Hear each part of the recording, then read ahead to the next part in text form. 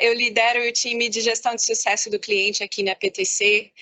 Faço parte de um time que tem mais de 900 pessoas globalmente para suportar os nossos clientes e os nossos parceiros, com grupos que fazem desde pré-venda técnica, gestão de sucesso do cliente, que é o meu time diretamente, e também consultoria de serviços.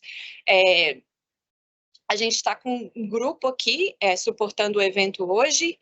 Do lado da PTC temos eu, que lidero o time de gestão de sucesso de cliente em Américas.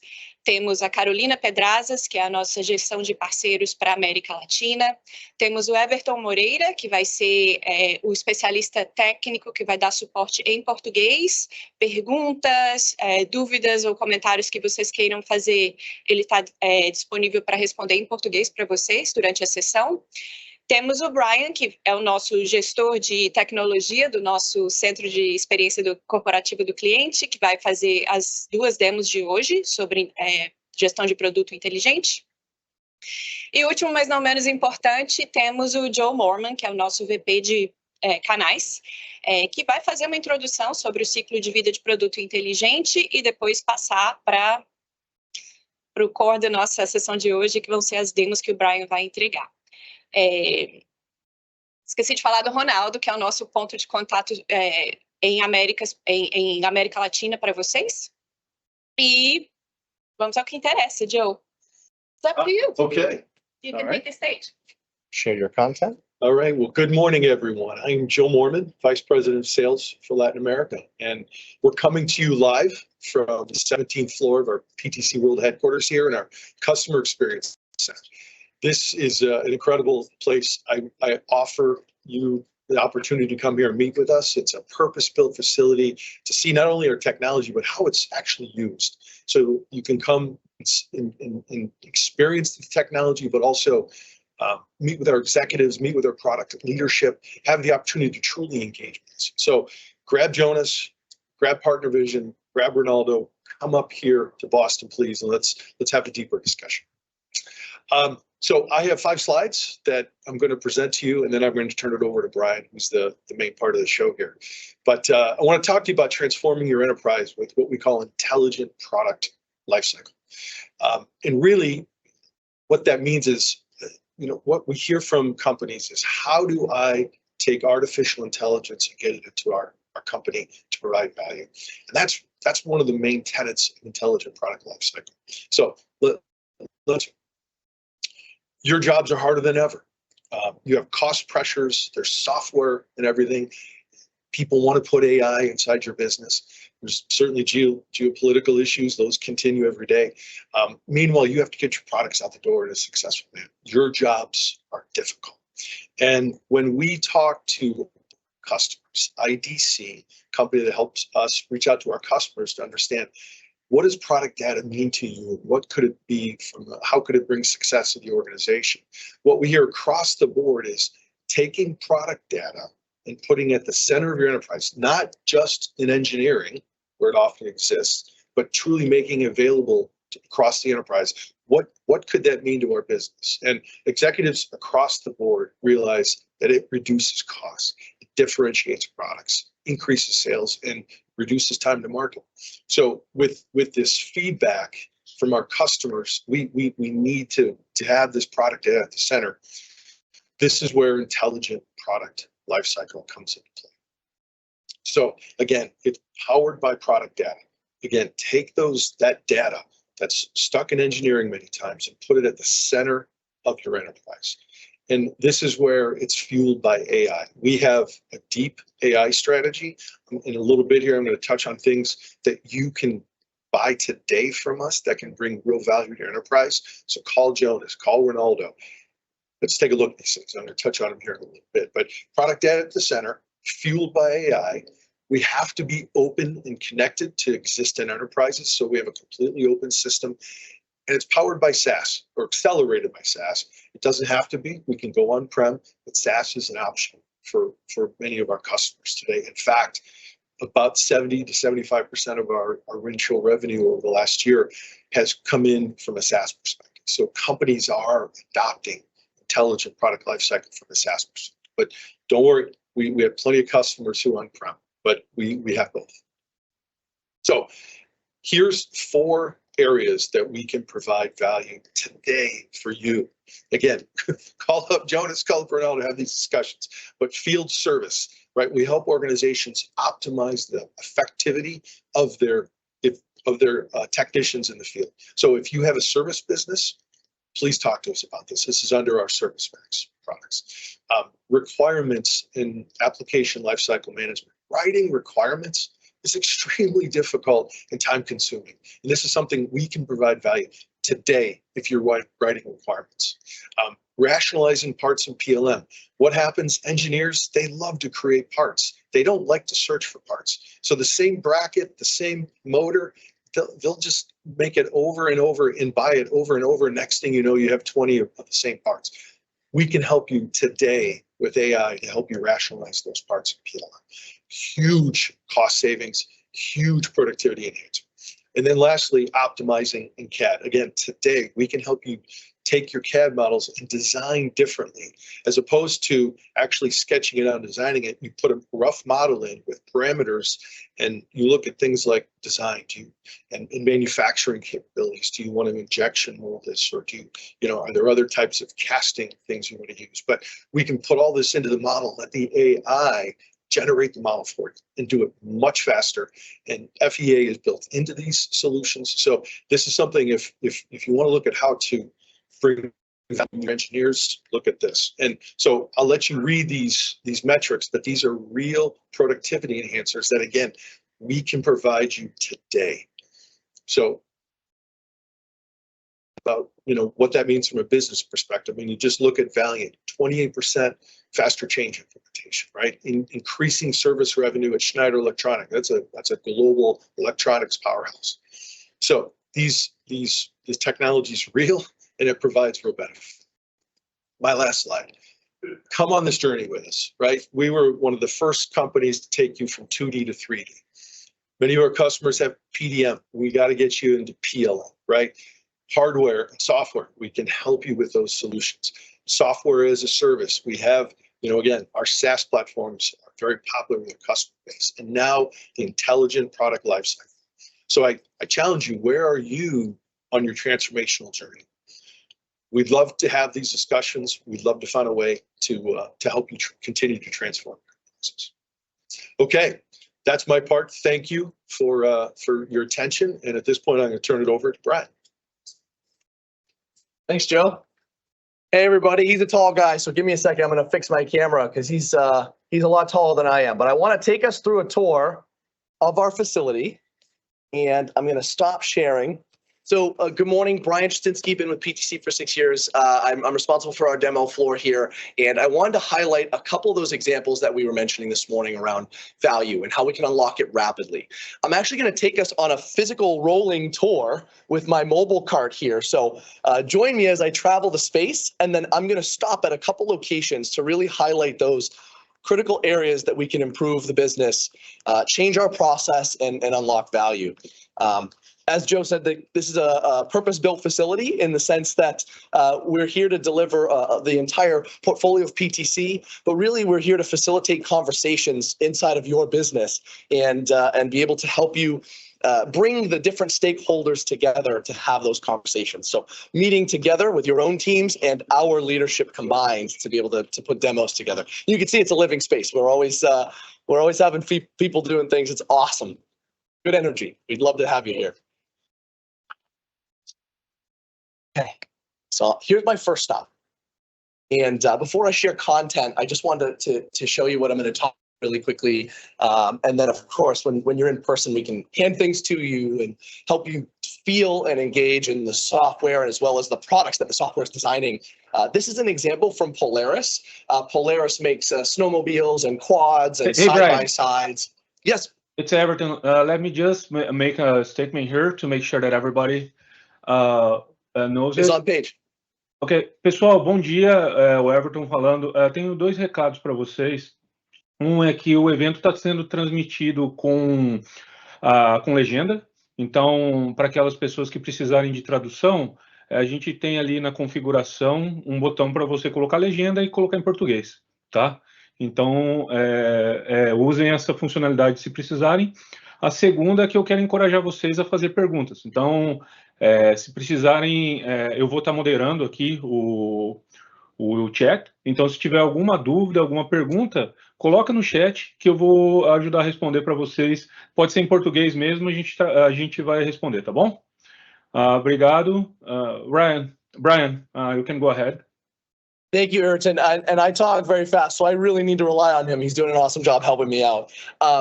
So Polaris, I wanted to share some content around MBD, or model-based definition, model-based designing, and how it's really going to unlock a tremendous amount of value. And it's actually the gateway, or one of the entry points into digital transformation. For too long, we've had CAD, and it's an amazingly powerful tool, but frankly, we haven't changed the way we've worked. We've been working in a way that we're not too far off from drafting on a board with paper like we always did, but we're now doing it in a CAD application. What we want to help you with at PTC is moving into model-based designing and definition so that we can show you the downstream benefits and highlight where that value comes from after you transition into a model-based enterprise. So I'm going to jump through a video that's jumping between Creo and Windchill to show a core relationship on when you engage model-based designing principles, how much faster you can design, iterate, reduce poor quality in manufacturing.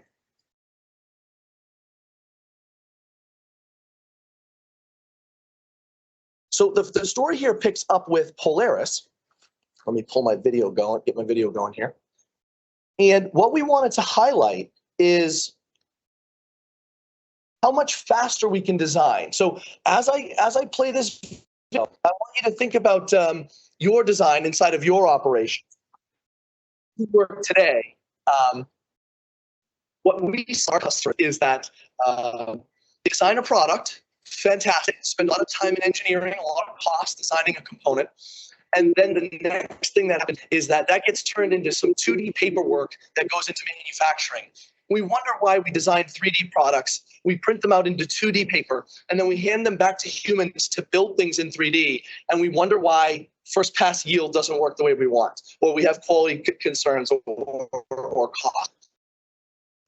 It's Creo of us designing this ski that I've got behind me. And they're processes that you already do today. They're things like simulation. So what we're demonstrating here is the ability to make sure that this doesn't deform too much, that we're able to manage the stress that the ski is going to have. And in this case, we're showing real Creo. Real-time simulation in Creo is that as I modify the part, in this case, I'm changing the veins to strengthen the component, we're getting real-time information. So think of it as like spell check, but for mechanical design. I'm not having to go and design something to send it to a simulation person to restart, to send it back to me when there's an issue. I'm able to get that guidance as I'm designing through the process. I'm going to jump forward because there's a lot of content in here. An example of model-based designing or model-based definition and its annotation. I think many of you today do some form of tolerancing, GD&T, as we call it. And one of the challenges we have is that GD&T data is very important for part quality and cost, of course, but the challenge we have is that information doesn't stay alive as the model changes. It tends to be printed out into paper, handed to somebody in your CMM or quality process, and it gets dead-ended. It stays siloed. In this example, I want to draw to your attention that we have annotations in this model. Remember those, because I'm going to call upon them again later downstream, and they're going to stay alive. They're living annotations. Very important than just traditional modeling with simple surfaces. We're putting richness into that model we're going to leverage again in a few minutes. And there's many pieces to this, so I'm going to jump ahead. So this is us checking the model into Windchill. Now, I know I'm getting a bit technical and a bit nerdy, but this is the process we follow today. And one of the challenges we see with our customers is that they may not have a sophisticated PLM system, but even if they're utilizing Windchill, they may be doing PDM, data management, not intelligent lifecycle management. And so what I wanted to draw attention to there is that when we check the model into Windchill, those controls from the GD&T are live values. They're things that we can relate to and understand change. Why does that matter in our story? Well, what's happening here is we check this in to Windchill so that the rest of the team can design the snowmobile around the product. Excellent. But here's one of the problems we have. As this product went out into the world, we realized, oh, by the way, not only do we have to design the ski and make sure that it simulates well, we have manufacturing details as well. For example, this is mold design. Most of the time, these are siloed processes. How about the cutter path for the mold design? If you have to change the part, do you know what you have to change in the cutter path or in the mold? Let's show you how when we link these things together, the downstream reiteration, new product introduction process gets much faster. So here's our problem statement. We did all this wonderful work in engineering. We're so happy with the product, but it makes its way out into the world. You can see there's a guy driving a snowmobile out in the snow right here. I'm going to pause it because it's a really cool action shot. So they're driving their snowmobile. How many snow there are? Probably quads inside. A little warmer weather. It's 8 degrees Fahrenheit here this morning. We're all very cold. So you can see it's pretty cold there too. Here's the problem statement. We need to make a change. So the change requested was from the field. It's from our customer. It's from a product manager saying that our customers are doing something a little more aggressive and rugged than what our product was originally designed for. So we need to go from 750 newtons to 1,000 Newton load on the ski. Sorry, I'm getting very technical, but think about this in your business process right now. This happens all day long. Customers request something or you discover something that needs improving. So you have to restart the process all over again. And this is where tremendous time is lost and quality is lost.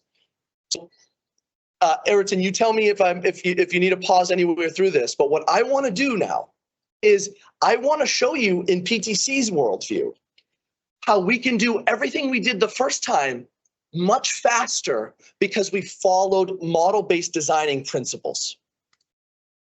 So Windchill, change task, make the ski stronger. Okay, well, we have the components related, so we understand what parts are affected in Windchill. Awesome. But we know is that we need to make sure that this ski is stronger. That's going to require a design cycle. We had a semantic reference to that model. So we updated the requirement from 750 newtons to 1,000 newtons. You know what happens in PTC world? We don't start all over. That simulation, the mold design, the cutter path are not siloed parts of our process. They're all artifacts of that digital twin. They're all related to it. See the Newton meter on the ski. The designer has to make changes. As they make the change, it's again updating that simulation live so they get guidance to make sure that the ski meets the need in simulation. I'm going to jump forward just because I want to show you more demos. This is the stress. So the first one was deformation. This is von Mises. This is stress. But guess what? We also need to redesign the mold because we've changed the component. Traditionally disconnected. In our world, you're not starting from scratch. You're just managing the change. This is transformational in your process for speed and quality. Keeping these things related and just fixing instead of starting over. Oh, guess what? We changed the mold. We also need to change the cutter path. And so what we demonstrate here, and I'd love to invite you to come and check this out because this is really cool.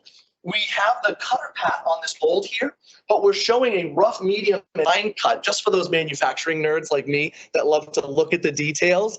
We're showing just how complex cutting out this mold would be and how the person doing this programming would be connected. They would scratch. And in our process, they're just managing the change because the cutter path is related to the mold, is related to the part in PTC's worldview. So the purpose here is that your design cycle, you spend time in the beginning doing it right, fully. And we think that that's a time loss. But what happens is every part has to go through change through its life cycle. You deal with this all day long, and it's actually the amount of change that you're managing that is causing you to be delayed. It's causing the margin to be lost. It's the bid to win killer because you're not able to act quickly enough with good quality. So the story here, before I move on, model-based design or model-based definition is spending time enriching your model. When you enrich your model, you're able to leverage that richness again and again inside of the process. Why that helps is that you're not starting over when you need to make future change, and you will make future change. Okay, I want to roll us over to the next spot.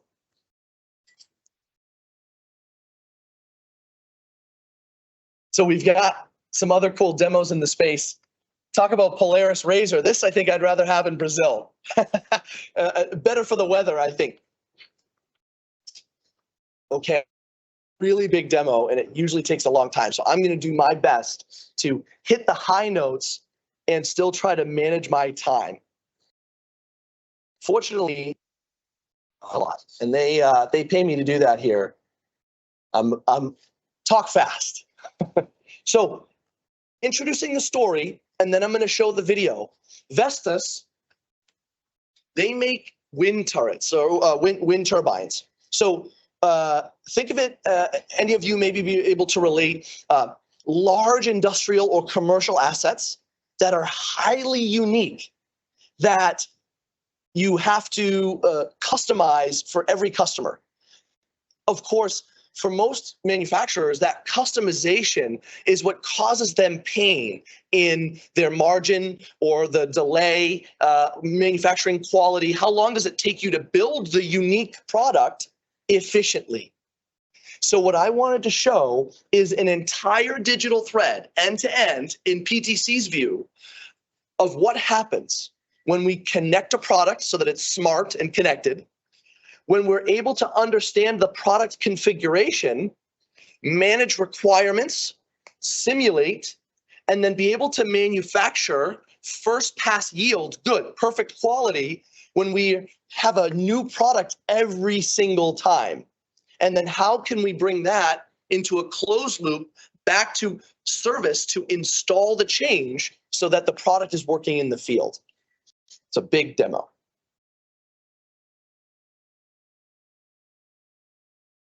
So we actually started service, which is because PTC was so engineering focused, but we've done a lot to mature our service business with ServiceMax, Servigistics, Arbortext content delivery. We have a tremendous amount of tools that rely on the product intelligence from Creo and Windchill, from your PLM system.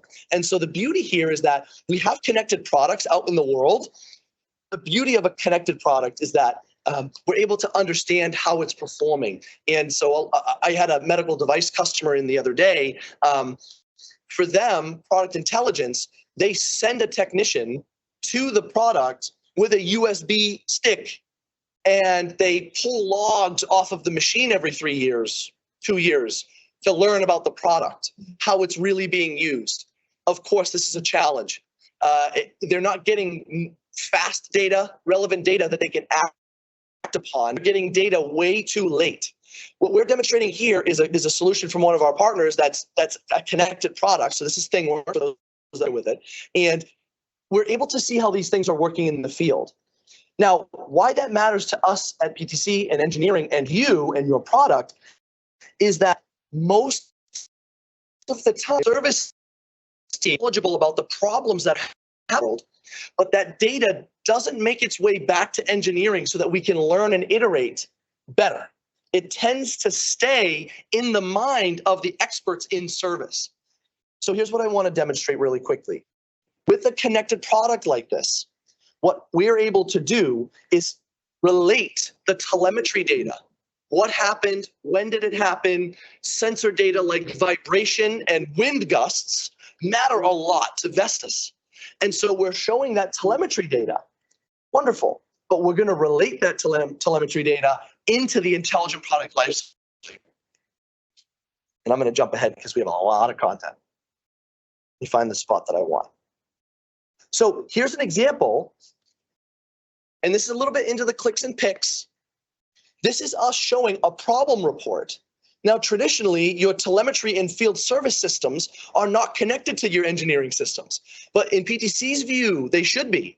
And so we're showing the ability for the field service and the remote monitors ability to create a problem report and package up that rich information for engineering so that engineering isn't starting not knowing what's happening and why it's happening. Very important for the engineering to be able to help us. And then, of course, is our view on being part-centric and why we think that this end-to-end intelligent product lifecycle matters and how it's different from the way most of us are operating today. So we say part-centric view, and I'll spend 1 minute explaining that and how that affects our story. Most businesses are BOM-centric and invoice, right? ERP drives transaction. Very important. The ERP knows what customer, when do they need the product, how much are they paying, when do we invoice them, what material do we order? Here's a challenge that we see though. ERP tends to not understand the product truth. It isn't intimate to the model like CAD and PLM are. And so it can get orders wrong. There's never been a sales guy, none of you on the line have had a sales member say, no, sorry, we can't build that, customer, go away. They say, sure, we'll build it. And then what happens? They go to engineering and they say, hey, we need to build this thing for our customer. And the engineers go, oh my goodness, this is going to be extremely difficult. Why do we do it?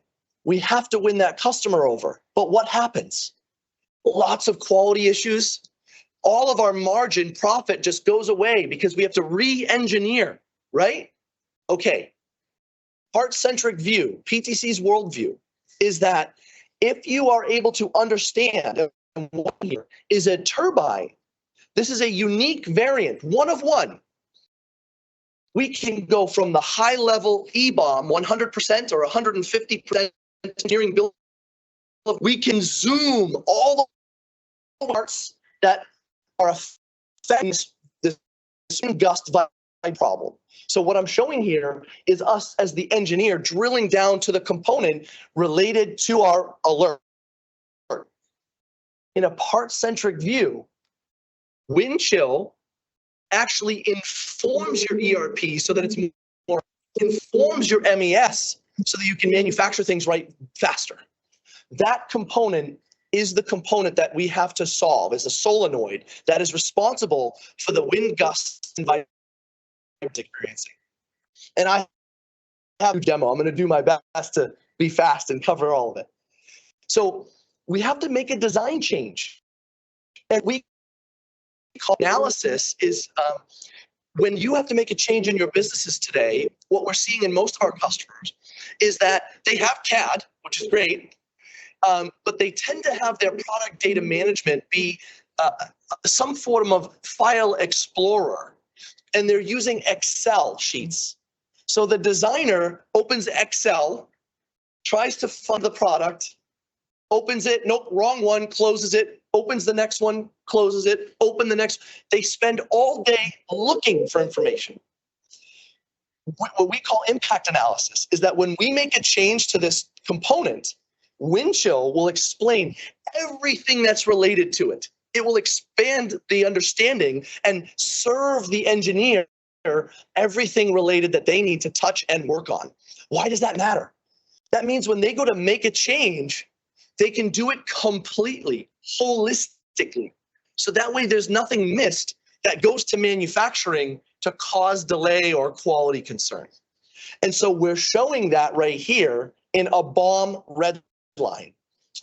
Again, very technical. We'd love to dive deeper with you in the room when you visit us with our speakers, our product owners, our executives. But what we're showing here is something that almost always happens in paper. And we know what happens when we use paper. It's easy to make a mistake. It's always late. It's difficult to make sure that it makes the accuracy go back into the digital system. So in PTC's world, we're saying, if we're part-centric, can we make every process that engineering has to go through digital, native, the right way? And so we're showing that E-bomb change completely. I'm going to speak because there's even more to show. Before we go to manufacturing, it is critical that we manage requirements. And Joe mentioned this earlier around the world of requirements. This is a bit humbling. There will never be less requirements than there are today. Products will never get simpler. And when you understand that, it's really challenging and it can be disheartening. But what we're seeing is the companies that use requirements as a strategic advantage are the ones that are able to meet the market needs faster and better. And so in our world, we want to link and relate requirements to product and bring them together. And so Codebeamer and Windchill are working together here. We're showing a requirement as an affected object. Again, I know I'm getting into the clicks and picks. Why does this matter? When the engineer goes to make their change and we want to make sure they do it all correctly the first time, how important is it for them to know which requirements they must fulfill? We can do that. So that way, when they're able to make a change, they're not just changing the part, they're not just changing the document, maybe the requirement has to change or the product changes because of the requirement. So we can link that back and forth.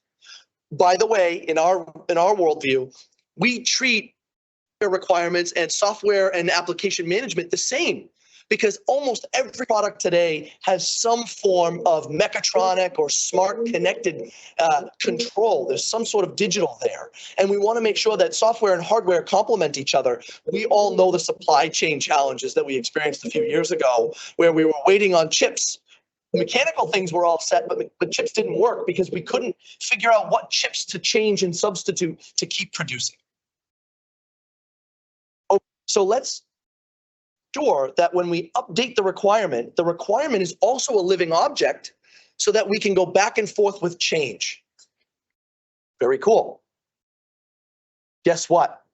We also come back and make sure we have to update the manufacturing bill of material.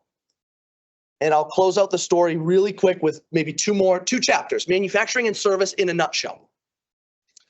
MBOM, manufacturing process plan. Very important that we design new products all the time in engineering. We remix, we reuse components. That's wonderful. But then we have to go and deliver that to manufacturing. And one of the challenges that we face is that when stuff makes its way to manufacturing, there tends to be a little bit of a battle. Manufacturing and engineering are kind of tug of war. They're both wrestling with each other. Not because they don't like each other, but because they speak different languages. In our world, because we just did the due diligence to make engineering accurate and complete, MBD, GD&T, Intelligent Product Lifecycle, now when we deliver information to manufacturing, they have the latest and greatest version, but we're not done yet. They have to translate to their language. So an E-bomb might have an exploded view of 150% of a product, but a manufacturing bill of material is 100% of a new product variant, but it also needs information like a process plan. Brian, on this step, needs to grab this torque wrench and apply 10 foot-pounds, right? That's how we know I'm going to do the job correctly. But unfortunately, engineering and manufacturing don't have the tools traditionally to do that. We do. It's PTC's strength is helping manufacturing share the same. I'm going to jump into service. And then I want to give us a couple minutes to do Q&A at the end together as a team. There's a tremendous amount here that I'd love to dive into. We'll go deeper another time. Well, everything that happened in engineering, we managed to change completely. Manufacturing, we had to make sure that we were building that process plan so that when it goes to the plant, we build it right the first time. Guess what? It's even harder to do that in service. Why? Well, in manufacturing, at least you have all of your brain power captured in the building. So you probably have an expert. For me in automotive, I worked with Jerry. Jerry was a 42-year veteran when I joined. And he still hasn't retired because all of his knowledge is too valuable. They'll never, ever get rid of Jerry until he croaks because he's too important. One of the challenges you face in service is that you have a distributed network of technicians, and they all have different levels of knowledge. And over time, you want to have that expertise grow. But what happens when somebody turns over? You have to hire somebody new. You lose a lot of knowledge. Well, everything we did to make the E-bomb, we should do again for the E-bomb to an S-bomb, a service bill of material. We want folks to go out into the field to know, where am I going? What parts do I need to bring? What tools will I need? What torque characteristic or control is important to do the correct? And we can help them by keeping that life cycle and reuse it again and again. So what we're showing here is transforming an E-bomb to an S-bomb that we're going to do spare parts planning, supply chain management, work instructions. Guess what? In a nutshell, just like I talked about at the first demo, where in our world, we don't want you to start over. We want you to reuse as much as possible. The same thing happens in manufacturing and in service.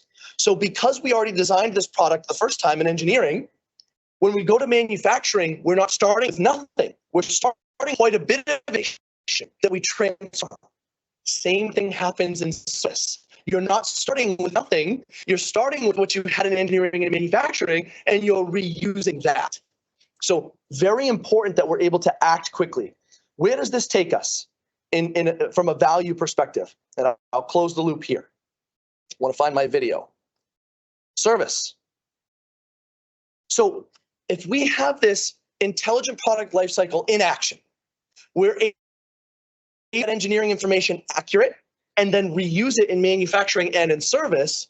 We're now able to send the right technician, optimize their schedule, send them into the field with the right information that they need and the right tools and the right documentation. And so just like we want first pass yield in manufacturing, we want first time fix rate or less truck rolls in service. And that's what we're demonstrating here, is that same information being used again. I want to save the last 10 minutes for us to handle Q&A and help Ayrton catch up with everything. So I'll stop sharing here. In a nutshell, hopefully these two demos teased you a little bit to come and join us here in the Experience Center, PTC's Experience Center. And we want to dive into your business process because everyone's starting in a different place. If I spin around, we have Vestas, we have Polaris, we have Volvo, we have Formlabs, we have medical device customers, we have large packaging machine manufacturers. Everyone, and hey team, everyone is starting in a different place. And what we want to do is we want to find out where you're starting so that we can find the value that's really important and take the right steps to get you to where you need to be. And it might be a SaaS conversation, moving to cloud. It might be an MBD and GD&T data around Creo and changing the way you model today. Maybe it's in PLM and requirements management. We want to have that conversation with you. In the last few minutes, I'll let Ewerton, if there was anything that you wanted to summarize or capture, and I'd love to spend a few minutes doing Q&A and chat, if that's okay with everybody. I'm putting him on the spot. Oi, pessoal. And it's okay if there isn't any. Não, acho que a maioria das perguntas que tivemos aqui foi com relação ao vídeo, se o vídeo vai ser disponibilizado, e sim, a gente vai disponibilizar para todos os participantes a gravação, tá?